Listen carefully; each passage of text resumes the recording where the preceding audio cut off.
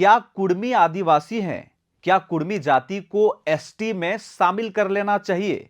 आखिर क्या है इन सवालों का जवाब और मांग का आधार? संक्षिप्त रूप में इस वीडियो में हम आपको बताएंगे कुर्मी समाज के 75 साल की आंदोलन भरी कहानी, विरोध का पृष्ठभूमि। झारखंड, बंगाल और ओडिशा तीनों राज्यों में कुर्मी समुदाय इन दिनों एक बड़ी लड़ाई लड़ रहा है। यह लड़ाई सिर्फ आरक्षण की लड़ाई नहीं है, बल्कि पहचान और इतिहास को वापस पाने की लड़ाई है।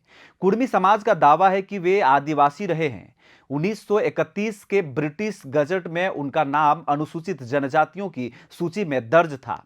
उस समय बंगाल प्रेसिडेंसी में हुए एक सर्वेक्षण और 1891 से 92 की किताब the tribes of caste of Bengal में उन्हें प्रिमिटिव ट्राइब्स यानी आदिम जनजाति बताया गया था। लेकिन आजादी के बाद जब संविधान लागू हुआ तब 1950 के संविधान यानी अनुसूचित जनजाति आदेश में कुर्मी को अचानक एसटी सूची से हटा दिया गया और पिछड़ा वर्ग यानी ओबीसी में डाल दिया गया।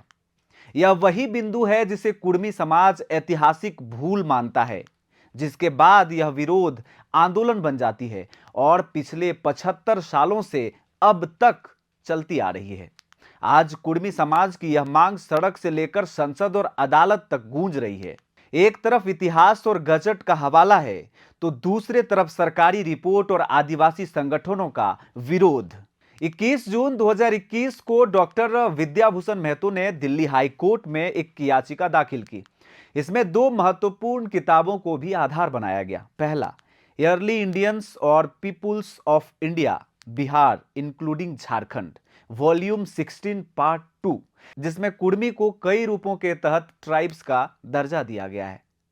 इसके साथ साथ कुर्मी विकास मोर्चा के अध्यक्ष शीतल लोहदार का तर्क भी यही है कि 1931 से पहले झारखंड की 13 आदिम जनजातियों में कुर्मी भी शामिल थे, लेकिन 1950 के गजट में बाकी 12 जनजातियां रह गई और सिर्फ कुर्मी बाहर कर दिए गए।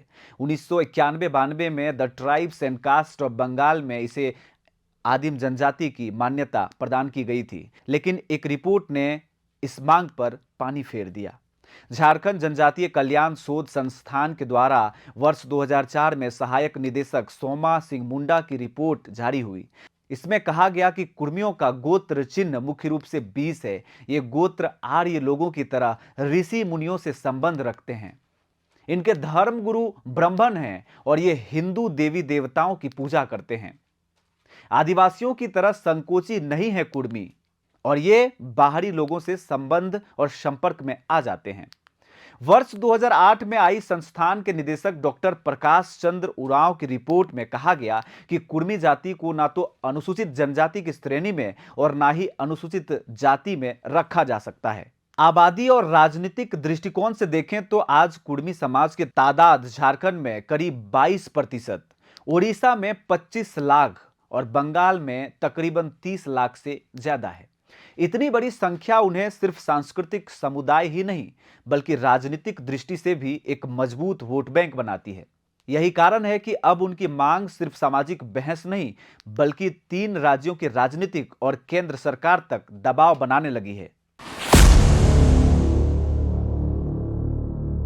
लेकिन इस मांग का रास्ता आसान नहीं है। झारखंड के आदिवासी संगठन पहले ही सरना धर्म कोड और अपनी सांस्कृतिक पहचान के लिए केंद्र सरकार और केंद्र पर दबाव डाल रहे हैं। ऐसे में कुर्मी को एसटी में शामिल करने का सवाल आदिवासी संगठनों के लिए खतरे की घंटी की तरह है। उनका तर्क है कि कुर्मी समाज आदिवासी संस्कृति से बिल्कुल अलग है। उनके धर्मगुरु ब्राह्मण होते हैं, गोत्र व्यवस्था आर्य ऋषि मुनियों से जुड़ी होती है, लोग हिंदू देवी देवताओं की पूजा करते हैं। और यही निष्कर्ष झारखंड जनजातीय कल्याण शोध संस्थान की 2 रिपोर्ट तय करती है। 2004 में सोमा सिंह मुंडा और 2008 में डॉक्टर प्रकाश चंद्र उरांव की जो रिपोर्ट है वो सामने आता है। दोनों ने साफ कह दिया है कि कुर्मी को ना तो एसटी में और ना ही एससी में रखा जा सकता है। अब चलिए समझते हैं कि किसी भी समुदाय को एसटी कोटे में शामिल करने के लिए कानूनी प्रक्रिया और संवैधानिक प्रक्रिया क्या है। 1999 में बनी प्रक्रिया के अनुसार सबसे पहले राज्य सरकार इस पर प्रस्ताव भेजती है। उसके बाद यह प्रस्ताव जाता है जनजातीय कार्य मंत्रालय और फिर भारत के रजिस्ट्रार जनरल यानी ओआरजीआई के पास। उसके बाद ORGI की सहमति के बाद इसे राष्ट्रीय अनुसूचित जनजाति आयोग के पास भेजा जाता है और वो इसको सुपरविजन में डालते हैं। सभी स्तर के मंजूरी के बाद केंद्र सरकार कैबिनेट के जरिए संविधान अनुच्छेद जनजाति आदेश 1950 में संशोधन करती है, लेकिन कुर्मी समाज का मामला पिछले 75 सालों से इसी प्रक्रिया के दायरे में अटका हुआ है। एक तरफ इतिहास और गजट का हवाला है, तो दूसरी तरफ सरकारी रिपोर्ट और आदिवासी संगठनों का विरोध।